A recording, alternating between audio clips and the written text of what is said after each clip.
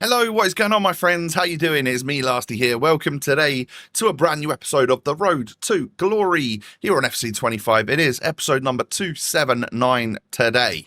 Hope you're all doing well.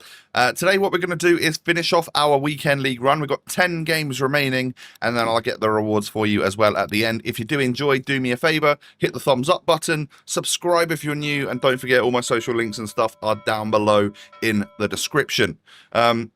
Yeah, still wearing the Ipswich shirt. I mean, it's the same day of me filming this to yesterday's episode, so that's why. I don't just wear the same dirty t-shirt a couple of days in a row. It's just the same day. This is how we're filming at the moment.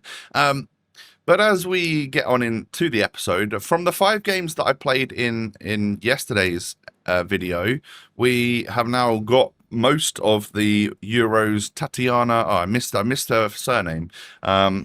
That Euros Path to Glory card are nearly unlocked. We've got 3 out of 4 things done. So it should be a nice, easy way to complete that now. And it does give us a couple of little packs before we get on into our games.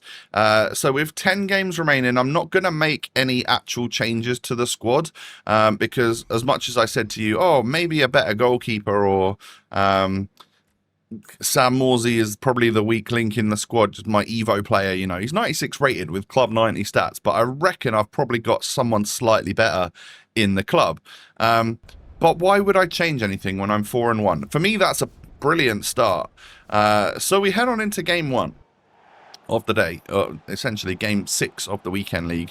Come up against I'm guessing, I don't think that was just an EFL squad. I think it was a Portsmouth past and present Evo team, which is kind of nice for him because Peter Crouch got a goalkeeper card, so that's super useful for the past and present aspect of this guy's team. And this was probably the like sweatiest, tough, close game that I had throughout this weekend league. This guy was very good. What I was noticing is just how little time I had on the ball. The pressing was absolutely wild. I noticed afterwards that this Colby Bishop that ended up scoring the winner for my opponent, he went through that defender Evo. So not only was he playing like as an attacker, but he had like high defensive stats. And that might be why I felt so pressed constantly. Like his players just had brilliant stats. We lose 3-2. GG, I guess, at the end of the day. It kind of annoyed me at the time, but you know what? He was just a good player with a cool team. I'm happy to lose to that, as opposed to just like your generic sweat team with Henri or whatever. So we head on into the next one. We're now 4-2. I do go 1-0 up. Hey, make that 2-0. Would you class my team as a generic sweat team because I've got like the Kaká and stuff? Maybe. But I like to think that, you know, having Katoto and players like that in the team does make it a little bit more original. You don't sort of see it all the time, I guess. We get the victory. That's going to be 5-2. This was a nice team. Look at that. There's some fantastic players in there. Generally, I would like to get a couple of these players in my team. I'd like Rodri. I'd like McTominay. Nice squad. And it was, again, quite like high press and sweaty for the first half. And then just before half time, he managed to get 2 breaks on me and score twice. And I was like, fair play, no worries. Instead of getting all worked up about it and all stressed out, I figured we'll just move on to the next game. It's not that big of a deal. We're at a pretty high, you know, elo or whatever for myself at the moment, so no worries. And we go 1-0 down in the next game. I'm like, okay, this is going to be that mid-weekend league low point. But we got the equaliser. Kingsley Coman getting a nice little low-driven shot. I gave him a card design, by the way. It looks really cool. And then I go 2-1 down. However, great slide tackle there from purposefully tried to block that clearance with Lauren James, and it led straight into like Kaká or someone to stick it into the back of the net. And I've then since turned the game around. Morsey into Kaká into the back of the net. I'm scoring a lot of low drivens this week. As always at the moment, like that is my preferred shot type. I think players like Konate and Crouch, you know, like the outfield players that are playing as goalkeepers, even the actual goalkeepers and stuff, I find they struggle to get down to a powerful low-driven shot. So seems the best shot to take, right? So we're up to 6 wins. Nice. And come up against this. And when I looked at that squad, I was like, oh, okay, I win this one. And I just do. And we go 1-0 up like 10 minutes in. And I'm like, okay, cool. We're all right here. We then knock it through to Katoto, who can smartly pass it back to Kaka to go 2-0 up. And then let's just some crisp pass and movement there to go 3-0 up. Are we going to go 4-0? Yeah, why not? I mean, I'm just, at this point, just passing my way through the team and then utilizing the great shooting techniques of any of my attackers here to get me goals.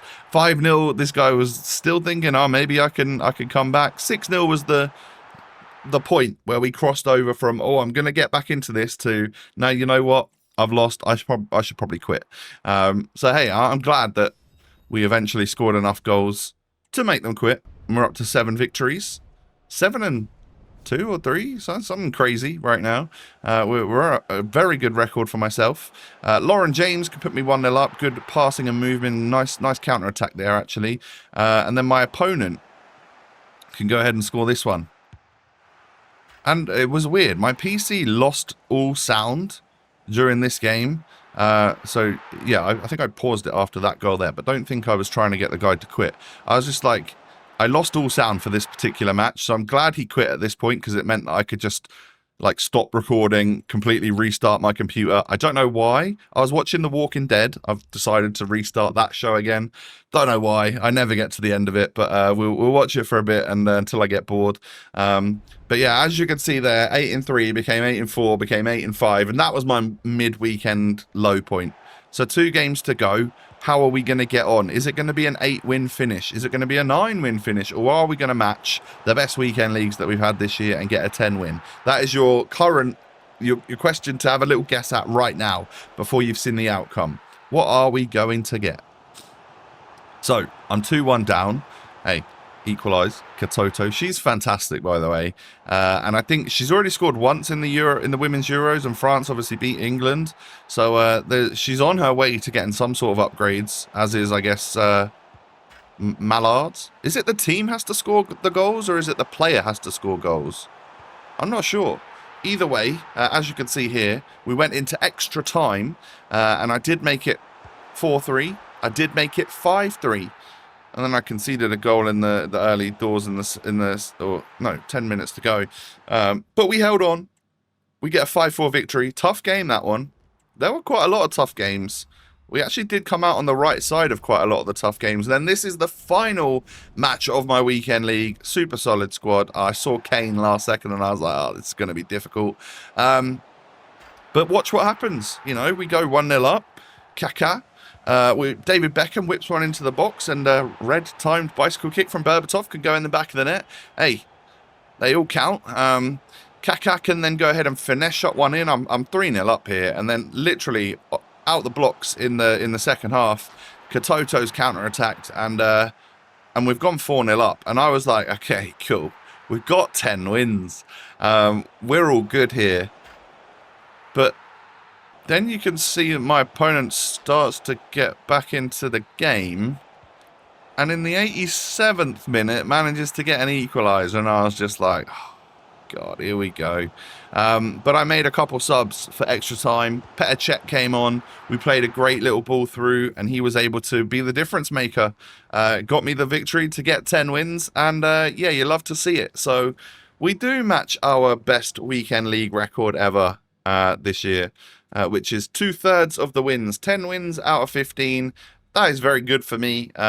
Some people would consider that an average finish, but I think that is that's superb for a 35-year-old with worsening reactions as he gets old and grey and rubbish at video games. Anyway, I was happy with it. So we also managed to complete that objective. We'll get to that in a moment, but here are the player picks that I got. So we have pick 2 out of 4, excuse me, 85 plus rare gold player picks. We then also have, of course, the 1 of 3 or 1 of 4. What are they? 1 of 3, 94 plus. Ultimate Tots or Shapeshifters. What are we going to get from these then? Those players were tradable, by the way. These are now untradeable. Shapeshifter, Venegas, Shapeshifter, Nuno Tavares, and Shapeshifter again, Stage, not sure. I'm going to take Nuno Tavares. Players that we've all already owned. Annoying. Shapeshifter again. Nico Williams. I'm quite happy about that. You know, worst case, I'll take him.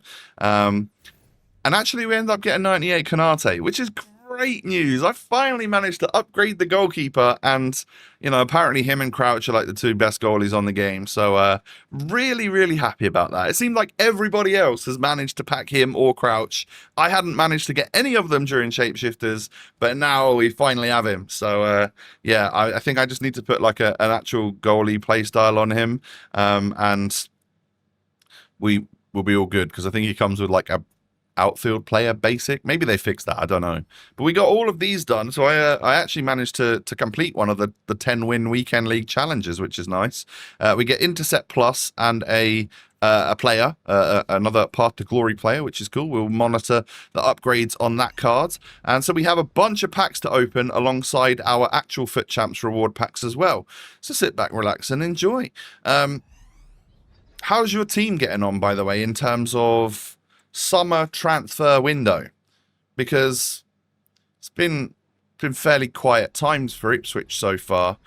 We've done a couple of contract renewals, but there's really not much going on in terms of rumors or anything, really. It's been a quiet one. I see, like, I'm thinking of other teams in our division that are getting business done. Birmingham City coming up from League One to the Championship. I'm not messing about. They are spending big bucks. Well, not even spending big bucks. They're getting some players in on a free, but they are getting some pretty big names and some good transfers in for a Championship level. So I expect them to be up and around the top of the table. It makes the first game of the season tough. We have to go to Birmingham away. They're going to be proper up for that, and all their new players and stuff. It's going to be a difficult one, but I look forward to it. I actually cannot wait for the season to start. It's only been a few weeks without football, and I'm so bored already. But anyway, from our 85 times 10 tradable, I actually got 2 promo players. Normally, the tradable packs don't give me anything that I could sell, and I was particularly happy about this card here. I was like, oh, maybe she's worth a bit. She plays for PSG. No, they're both like 12k promo cards. Is what it is. No big deal. Should I sell them? Maybe, just to get the coin balance up. Is there any point? Maybe I should just keep hold of the cards. I don't know. We'll see. I'll leave some stuff on my transfer list for a little bit, and we'll go from there. Only golds in my 88 double. That's a little bit sad. But we do get ourselves, obviously, a Shapeshifter from the guaranteed Shapeshifter pack. And it is a centre mid Spanish from Barca. That is going to be a 95 rated Mappy Leon, who I don't know if you can add a 4th playstyle +2 and turn her into a good CDM, perhaps, maybe? I don't know. But it's a duplicate. We've already got this card. Again, tradable, but she's not worth much. So we haven't really made tons of money, apart from the coin balance that we've made from actually playing the weekend league. And then this is my 3-player pack, my 3-player special pack. I think either Ultimate Tots or Shapeshifters. And we've seen this guy walk out before. It is Acerbi. Annoying. I don't really want this one anymore. Acerbi and Maria Ramirez. Annoyed. Because I know that the other player in this pack is also going to be like 95 or under. And it's 3 dupes that we've already, with players that we've already had. Acerbi, Ramirez, and Schlotterbeck. Not ideal. But the great news is that we do have a new goalkeeper here now. We've got ourselves Konate. Excellent stuff. He's worth a few quid as well, which is nice.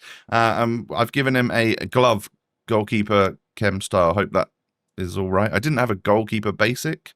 Maybe I need to go and buy one of them. Not sure. Let me know if that's something I have to do to turn him into a good goalie.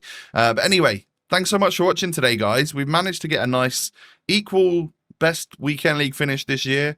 Katoto, beast, by the way. Really love her. And if you've got Berbatov and you're playing him at centre-back, maybe try him as deep line playmaker in CDM, because he's a game-changingly good player there. Thanks so much for watching today. Hit me with a thumbs up. Subscribe if you've enjoyed. All my links are down below. I was going to say see you next time. See you next time. Peace.